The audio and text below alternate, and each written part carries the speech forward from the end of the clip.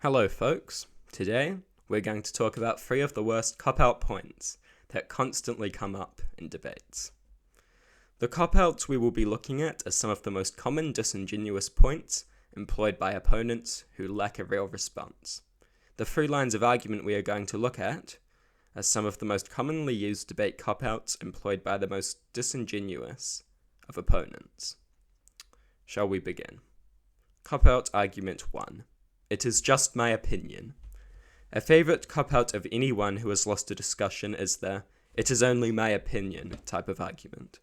This point regularly comes up after someone said a dumb thing and just realised that they are incapable of defending it with any decent points. Some are even bold enough to make factual claims only to then fall back on "it is just my opinion" when they are proven incorrect. Others are silly enough to state that "my opinion isn't hurting you, so just leave it," when their opinion is that you shouldn't have rights and they vote and make political decisions based on this mere opinion. Sometimes a circumstance arises where the "it is just my opinion" cop-out is actually valid. Most of the time, however, this point is the epitome of invalid. Often people will hide behind this point when they have stated a factual inaccuracy or a terrible illogical argument as an attempt to escape any refutation. Generally, this point is bad, as it is used by people who cannot defend and justify their opinions. Their opinions are based on nothing, and they are quite aware of this. Taking issue with a problematic worldview is fine, and claiming "it is just my opinion" is not a valid way to avoid discussion of that worldview. If you have a problematic worldview and someone has an issue with it, you should probably try to defend it. A person with the most monstrous evil views imaginable could hide behind the "it is just my opinion" point. You should at least try to justify your opinions, and the "it is just my opinion" point is a cop-out, as it is the opposite of that. Now we have briefly discussed the first cop-out, let's take a look at a far worse one. It is time for number 2. Cop-out argument 2, the irrational source dismissal. Number 2 is of course an even greater cop-out argument. For this one we have something I like to call the irrational source dismissal, and you're going to see exactly why it is that I call it that, and just how justified that name really is. The irrational source dismissal is a cop-out used in debates by lazy morons who want to dismiss inconvenient sources of information.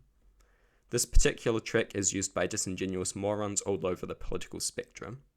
Of course, there are very valid and good ways of dismissing sources, but this is not one of them. This is a desperate attempt to avoid inconvenient information. Great examples of this source dismissal in action are the Nazis, who will dismiss literally any information they dislike as being Jewish and in some way invalid. Tankies, meanwhile, will call any inconvenient information Western propaganda or bourgeoisie propaganda. As you can probably tell from the examples, this cop-out represents a very slack and disingenuous way of escaping inconvenient information. Anyone who tries to dismiss sources in such an irrational way is a moron who should be mocked. This strategy could not be more deserving of the label terrible cop-out. Anyway, on to the third and final cop-out. Be warned, this is quite likely the worst of the lot. Cop-out argument 3. Criticizing the government is bigotry against its subjects. Our third and final terrible cop-out point has to be the "you criticize the government, you must be bigoted against its inhabitants" line of argument. Like the other 2 examples, this line of argument has no ideological limits and is employed by idiots all across the spectrum. Right-wingers will call people who criticize the Israeli government anti-Semites. Most disappointingly, leftists will sometimes accuse criticisms of China as xenophobic. These arguments are even more shameful cop-outs than the others.